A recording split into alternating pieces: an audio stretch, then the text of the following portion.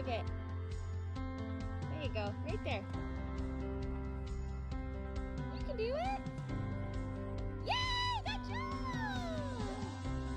Okay, let's go.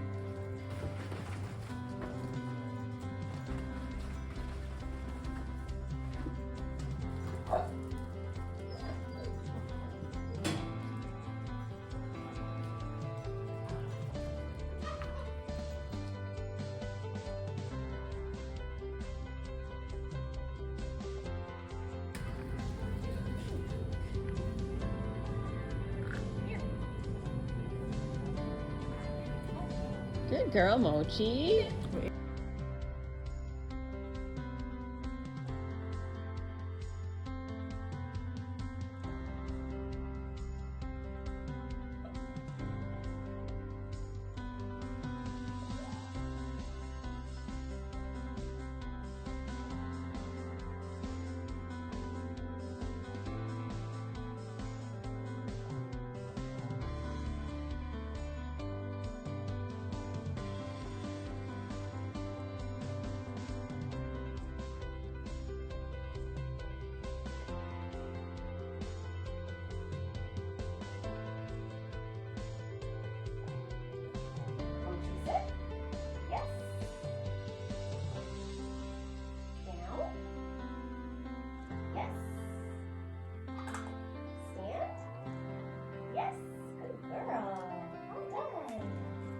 Mochi, sit. Yes. Down. Yes. Stand. Yes. Good girl. All done. Mochi, leave it. 1, 2, 3, 4, 5, 6, 7, 8, 9, 10. Yes. Good girl. Okay. Mochi, watch me. 1, 2, 3, 4, 5, 6, 7, 8, 9, 10. Yes, good girl. Well done. Good job. That's a good girl. Mochi, sit. Stay.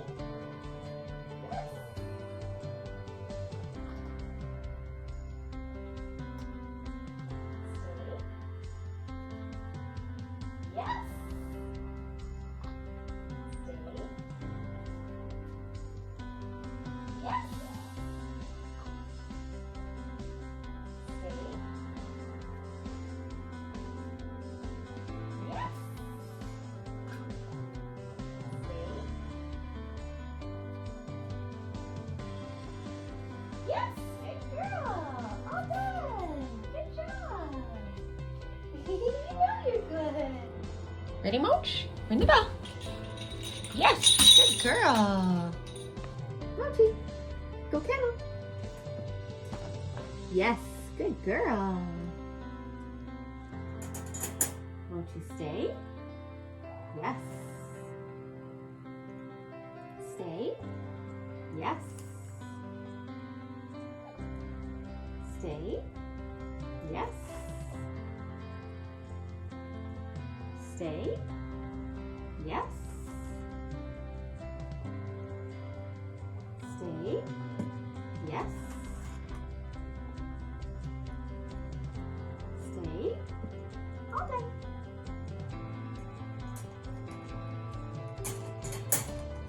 Mochi, stay. Yes, good girl. All done. Good job. Mochi, sit. Stay. Yes. Stay. Yes.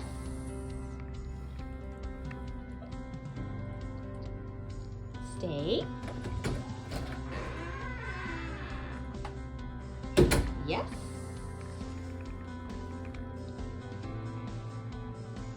Stay.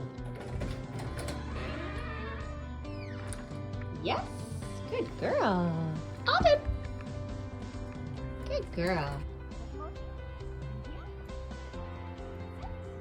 Yes. Good girl, Mochi. Good girl. Good girl, Mochi. Good.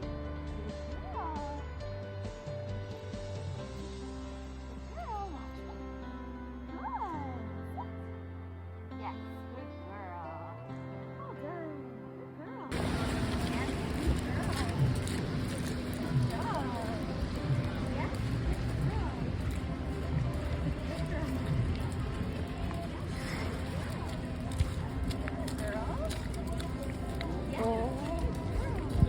girl. Good job. Yes, good girl. Good girl, Mochi.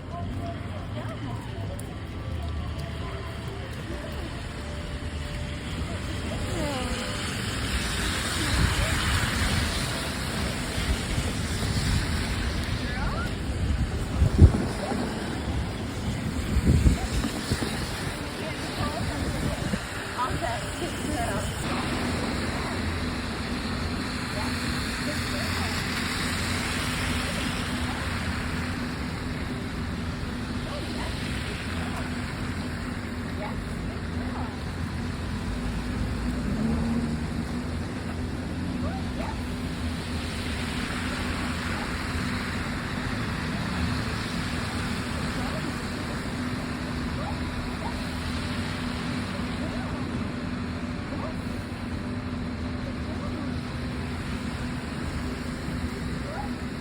Yes. Yeah.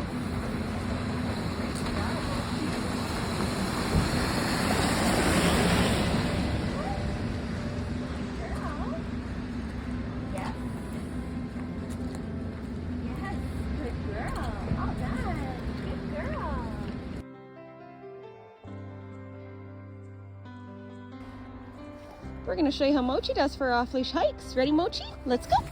Good girl. So I always start out with a high rate of reinforcement, rewarding every time they check in. And then as I see that I'm getting success and they're staying nice and close, we can start to lower that rate of reinforcement. So what I'm aiming for is the sweet spot between rewarding enough so she will check in here and there, but not so much that she never leaves my side. So I do want her to go off ahead and sniff and explore like she is right now. But here and there, she should be checking back for her treat to show me that we have a connection still. Good girl, Mochi, go play. Now, as we're feeding the treats, it's important to remember that we don't just want to go from giving lots of treats to just stopping altogether. I'm going to switch it up with affection and praise sometimes. You could also throw a stick or a ball or anything that you know that she likes, just to acknowledge the behavior and let her know that we still like it, even if we're not going to give treats every single time. This is a common mistake a lot of people make when they're trying to feed the food, is they think they've got the behavior, so then they stop rewarding it. And then the dogs keep offering and they don't get anything. And then they give up on it because they're learning it doesn't work to get anything anymore. So what we have to do to make sure that we maintain those behaviors that we like is go to a variable rate of reinforcement and also switch up what kind of reinforcers we give. Sometimes we ignore behavior on purpose if we want to get rid of behavior. So things like attention-seeking barking or jumping up on us or nipping at us. If we walk away and get behind a door and teach them that we're not going to acknowledge that behavior and it's not getting anything at all, they will eventually give up on those behaviors. But we have to make sure that we set it up so that it's not self-rewarding for them to do. So we actually have to be able to remove ourselves so that they can't just keep doing it to us and having fun doing it if it's something that we're actually trying to diminish. Good girl. Go play. Out here, I'm mostly just using a variety of different kinds of kibble for Mochi. Because we've worked together lots in this environment, I don't have to use lots of higher value things. But anytime you go somewhere new or there's more exciting sights and smells and distractions, you'll need to switch it up with some higher value rewards. So things like chicken, cheese, hot dog, maybe chopped up steak. The idea is you want your best value treat to trump whatever they're finding in the environment so that whenever we ask them to do something, they happily will do it, expecting to get the best outcome from us. Now, as we're building up this reinforcement history that all this best stuff comes from us, you want to have your puppy dragging a long line to prevent them from running off and self-rewarding in the environment. So what I mean by that is if I go somewhere new and she runs off chasing birds and squirrels and that's what she finds reinforcing, that's what she's going to do every time she gets into those environments. So what we do is start them out on a long line so that we can prevent their access to those things while we jackpot them for good leave-its and recalls and checking in until it seems like they reliably listen to all of our cues, and then we can think about fitting that long line as we get success.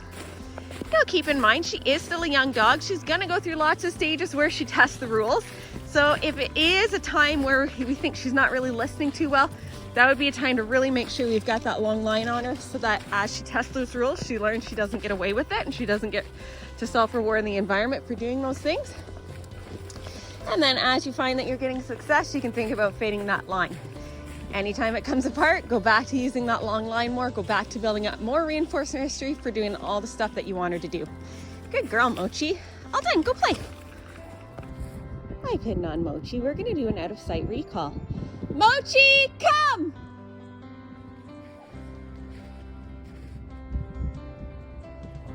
Yes, good girl. All done, go play. So it's not just about food, it's also about coming out and playing fun games with your dog so that you're really fun and exciting to work with. One of the games we like to play lots of is hide and go seek. I hide on them, I call them, when they come racing in, I give them a good treat, and then I send them to go play. Now, sending them to go play is a really important part of the equation, and it's a piece that a lot of people mess up on. What a lot of people do is they use their recall before they leave on places. Then the dogs start to clue in and they start to resist coming when called because they don't want the fun to stop. So what we have to do is do a lot of recalls that we can give them a treat and then send them to go play so that they're learning that it's part of the fun and it's not going to end it. And then times that it actually is time to leave somewhere, what I would do is call them and leash them, give them a good treat, and then let them play for a few more minutes while they drag their leash. So they're not making the association that that recall is what ended the fun. And then we could just pick up the leash and say, let's go, or some other cue that is not our recall cue. So we're not making any kind of negative associations with that word come. Along the same lines, don't use the word come to do anything you think your dog might not like. So I don't use the word come to get them to go into the bath or to do their nails. And I also don't use that word to try to get them to do anything they seem unsure about. So I see a lot of people try to use the word come to get them go through doorways they're nervous about or across any kind of surfaces that they seem unsure about. But what they're learning then is that we call them to do stuff that's scary, which again is going to be a negative association. It's going to decrease how quickly they respond to that cue in the future. If you have to do something like that, you can do cookie tosses or kibble trails, or just put them on a leash and take them to do whatever they need to do.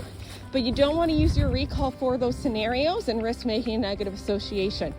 You want the association with the word come to be like us hearing the music of the ice cream truck, where it always predicts something really good. They come racing in, expecting to get their special treat, and then the fun keeps going. Good girl, all done, go play. Mochi's headed up ahead there. I'm going to change directions and let her know with the this way cue. Mochi, this way! Good girl! Nice job! Good girl. Well done, go play. Now realistically, the reward for this way doesn't always have to be a food reward, but if they turn on a dime and come racing and like she just did, I do like to give a food reward to encourage a nice fast response like that in the future. Good girl, Mochi! Well done, go play!